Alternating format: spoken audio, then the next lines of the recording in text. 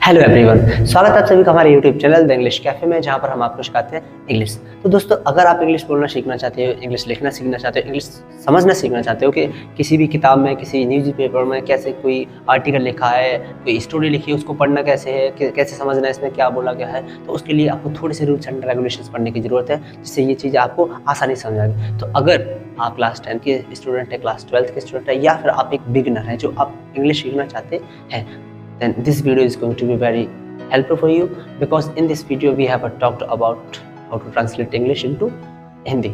तो किस तरीके से इंग्लिश को हिंदी में ट्रांसलेट करना है, उस तरीके को, उस मेथड को हमने इस वीडियो में बताया है बहुत ही आसान तरीके से। तो बने रहिए वीडियो के साथ में। देखो दोस्तों, जैसे ये एक स्टोरी है, a letter to God from class 10th का पहला ही chapter a letter to God. तो उसका ये पहला ही पैराग्राफ है। अब हमें पूरा पार्ट समझने की ज़रूरत नहीं है, पूरे पार्ट की समरी समझ जाओ, बस यही बहुत है। एग्जाम के हिसाब से अगर पढ़ रहे हो तो पूरे पार्ट की समरी समझ जाओ, उसके बाद में जैसा भी क्वेश्चन आया है उसको बना के लिखो कि इस तरीके से लिखना है। रिटन टेस्ट में बस यही फ़ायदा होता है। इफ़ OMR होता है तो उसमें थोड़ा सा ज़्यादा पढ़ने की ज़रूरत होती है और आपको फैक्ट पढ़ने की ज़रूरत होती है, लेकिन जो रिटन टेस्ट होते हैं, हमारे रिटन एग्जाम होते हैं, उनमें आपको उसकी समरी पता होना चाहिए, उसके बाद में आप उसको बना के लिख सकते हैं। तो जैसे ये एक स्टोरी है, इसमें हम पहला ही सेंटेंस पढ़ते हैं, the house the only one in entire valley set on the crest of a low hill. ये यहाँ पर सेंटेंस हमारा पूरा खत्म।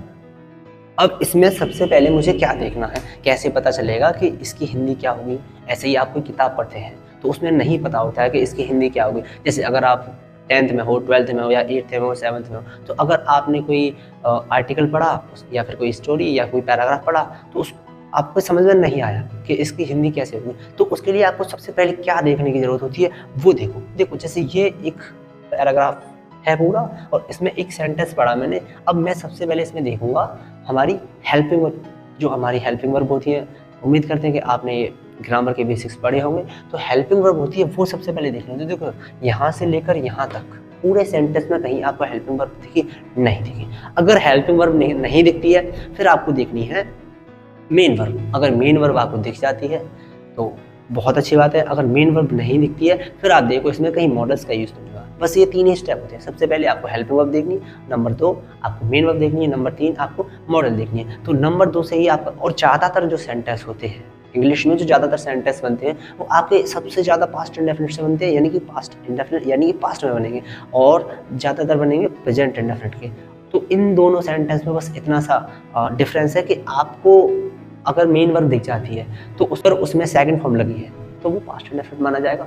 अगर उसमें एस या ईएस लगा है या फिर नहीं लगा है, सिर्फ फर्स्ट फॉर्म लिखी है, तो समझ जाना कि ये प्रेजेंट इंडेफिनिट का टेंस है। ठीक है, जिनकी पहचान क्या होती है, क्या नहीं होती है, वो शायद आपने पढ़े होंगे। नहीं पढ़े तो हमारी चैनल पर प्लेलिस्ट पड़ी होगी, उसमें आके चेकआउट कर लेना। आगे देखते हैं हम इस वाली वीडियो में कि this house the only one in entire valley set on the crest of a low hill. मतलब अब सबका आपको वोकैब आना चाहिए, इतना वोकैब तो आना चाहिए कि आप अच्छे से किसी भी ट्रांसलेशन को करते समय उनके वर्ड्स की हिंदी समझ पाओ। जैसे the house the only in entire valley, जैसे इसमें हाउस का मतलब घर होता है, ओनली का मतलब केवल होता है, का मतलब एक, एंटायर का मतलब पूरा, वैली का मतलब घाटी। The house set on the crest of a low hill. देखो यहाँ पर जो डैश लगा है, यहाँ पर जो डैश लगा है, यानी कि ये जो वर्ड है वो बीच में डाल दिया गया है। मतलब ये जो सेंटेंस है इतना, वो बीच में डाल दिया गया है। तो इसको the house set on the crest of a low hill इतना पढ़ो, उसके बाद में इसका पढ़ो तो आप समझ जाओगे। The house the only one in entire valley, मतलब कि जो घर, एक घर है, घर द ओनली वन, केवल एक था, वहाँ पर इन एंटायर वैली एक है, set on the crest of a low hill, स्थित था, सेकंड फॉर्म है। ठीक है, अब सबसे पहले आपने हेल्पिंग वर्ब देखी, नहीं मिली, फिर क्या देखा, मेन वर्ब मिल गई आपको, सेट की सेकंड फॉर्म होती है सेट। इसका मतलब होता है स्थित, मतलब कोई भी चीज स्थित, तो स्थित थी। अब ये कौन सा, past indefinite. Set on the crest का मतलब क्या होता है कि एक चोटी, क्रेस्ट मतलब चोटी, ऑन द क्रेस्ट चोटी पर स्थित था। कहाँ पर, ऑफ ए लो हिल, एक निचली पहाड़ी की चोटी पर, यानी कि घर कहाँ पर स्थित था, चोटी पर, और चोटी मतलब निचली पहाड़ी की चोटी पर घर स्थित था, और जो कि पूरी वैली यानी कि घाटी में सिर्फ एक था। ठीक है, अगला चलते हैं। इसी लाइन है, from this height one could see the river and the field of ripe corn dotted with flowers that always promised a good harvest. यहाँ पर है आपका फुल स्टॉप, यानी कि सेंटेंस बहुत बड़ा है।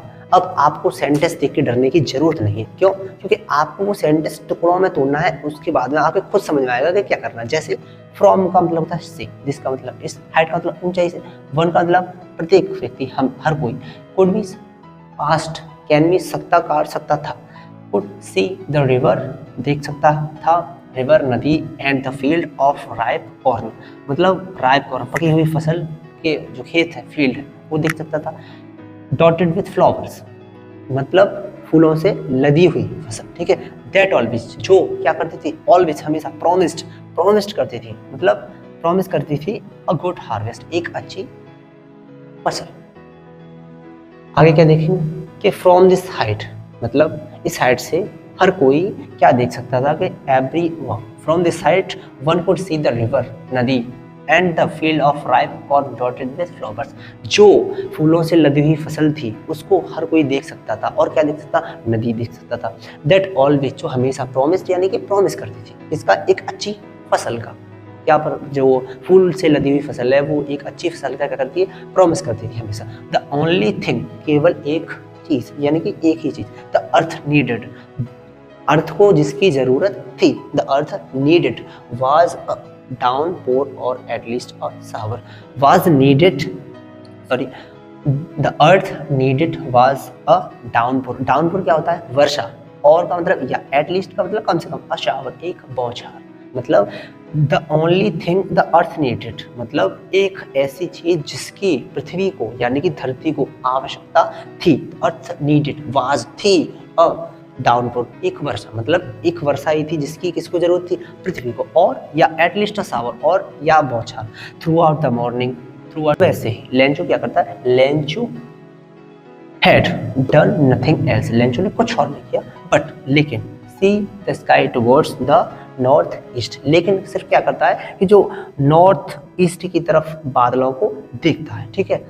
हु न्यू जो जानता था, हिज फील्ड्स इंटीमेटली मतलब इंटीमेटली का मतलब अच्छी तरीके से, बहुत अच्छी तरीके से, जो अपने खेतों को बहुत अच्छी तरीके से जानता था। देखो अब ये हमारा पूरा एक पैराग्राफ है, क्लास 10th का है, पहला ही chapter a letter to God. अब ये इसको समझने के लिए आपको बस 2-3 चीज़ें करने की जरूरत है, 2 स्टेप ही करने की जरूरत है कि कोई भी सेंटेंस लिखा है उसमें सबसे पहले देखो हेल्पिंग वर्ब कहाँ है। जैसे मैंने इस सेंटेंस में देखी, through out the morning Lencho had done मतलब हैड कौन सा आता है, पास्ट परफेक्ट में आता है, और थर्ड फॉर्म आती है किसकी, मेन वर्ब की, तो हैड डन हो गया, तो मतलब उसने कुछ और नहीं किया था सिवाय किसके कि वो उसको देखने के अलावा, ठीक है।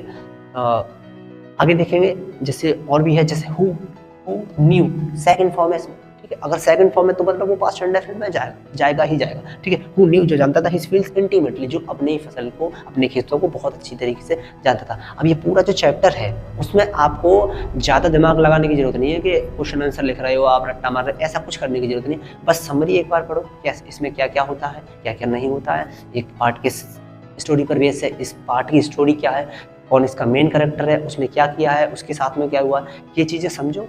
उसके बाद में ग्रामर को इतना कंप्लीट कर लो कि अगर आपके दिमाग में कोई बात आए हिंदी में उसको आप इंग्लिश में कन्वर्ट कर पाओ, और अगर आप ये चीज़ सीख गए तो आप एग्जाम हॉल में जब बैठोगे तब आपको रट्टा मारने की जरूरत नहीं है कि आप मॉडल्स पेपर उठा के, फेयर कॉपी उठा के और उन सब के जरिए से आप अपना सिलेबस कवर कर रहे हो तब लिख के आओगे, ऐसा कुछ करने की जरूरत नहीं है। क्योंकि अगर आपको इंग्लिश के बेसिक सेंटेंस आते हैं तो आप छोटी मोटी स्टोरी बना पाओगे, और अगर आपके दिमाग में सही स्टोरी बन रही है तो आप लिख के आ पाओगे कि ऐसा ऐसा उसके साथ में हुआ था। क्यों? क्योंकि हमारा ब्रेन जो है वो स्टोरी बहुत अच्छी तरीके से पकड़ता है। तो आज के लिए ये पहला पैराग्राफ है इस वाली कहानी का।